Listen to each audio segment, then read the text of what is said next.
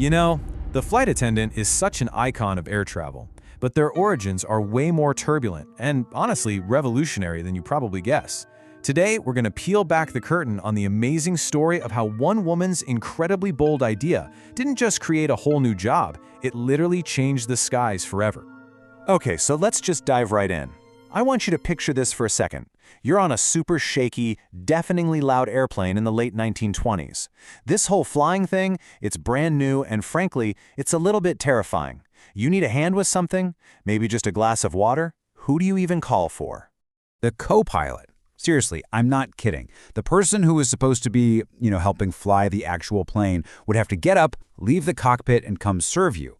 It was a sketchy, exclusively male job, and it meant that customer service was, well, not exactly a priority. It was pretty obvious the system was not going to work long term. And this is where our story really takes off, because a massive change was coming, and it was all led by a woman who just refused to be told she belonged on the ground. So meet Ellen Church. She was born in a small town in Iowa, and she grew up right as the world was first figuring out how to fly. And her dream wasn't just to be a passenger. No, she wanted to be a pilot. But back then, the cockpit door was firmly closed to women. So she did the next best thing. She became a registered nurse, moved to San Francisco, and started taking flying lessons on the side, right near the headquarters of this new little airline called Boeing Air Transport. So in 1930, Ellen just walks into the Boeing office and asks for a job as a pilot. The manager tells her that's completely out of the question, but she doesn't just walk away.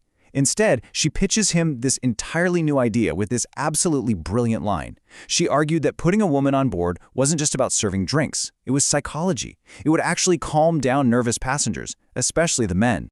And the craziest part? It worked. The manager, he got it instantly.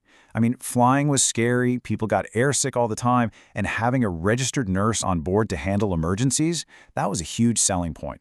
But he didn't just give her the job. Oh no, he gave her a challenge. And this challenge, well, it would lead to the creation of the very first flight crew of its kind in history. So here was the deal. Ellen could have the job, but only if she could find 7 other registered nurses just like her to join in. They would launch a 3-month experiment to see if these stewardesses, as the airline decided to call them, would actually make a real difference. The whole idea was that these trained, reassuring women would bring a sense of comfort and safety to what was, let's be honest, a terrifying new experience. And so, on May 15, 1930, Ellen and her brand new crew took to the skies on their very first flight. And listen, this was no quick hop from one city to the next. We're talking about a grueling 20-hour journey all the way from San Francisco to Chicago, with multiple stops, including one in Wyoming where they had to help refuel the plane. And their duties were just a world away from what we think of today.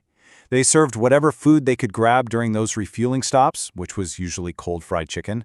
A lot of their time was spent helping passengers who were airsick. And get this is how you know how wild these early flights were. They literally had to help ground crews refuel the plane and carry a toolkit to screw passenger seats back to the floor after they got rattled loose from turbulence. And the bottom line is, the experiment was a phenomenal success. Passengers felt safer, the pilots could finally focus on, flying, and the entire experience was just transformed.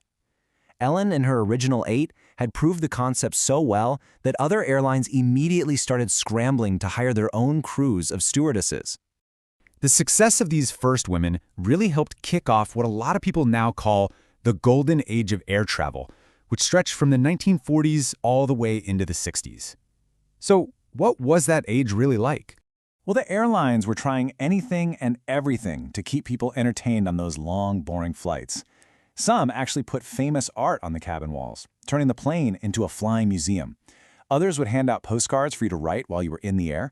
And of course, you could just pass the time by lighting up your favorite cigarette or cigar right there in your seat. But the main attraction? The alcohol. Open bars were a big thing, and it was pretty much encouraged to drink your way across the country. So the dream was this vision of glamour and pure luxury, right?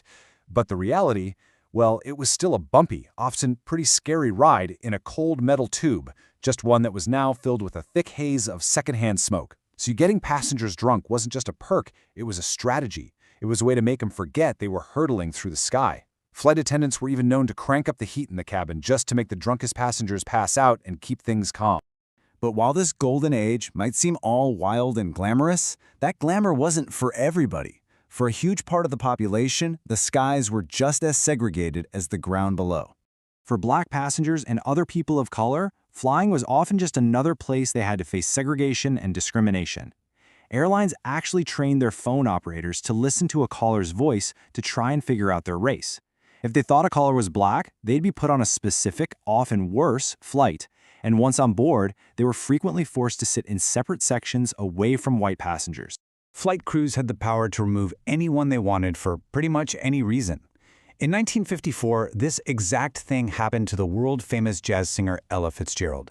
She was flying from San Francisco to Sydney to start a huge international tour, when the staff on her flight just kicked her off the plane.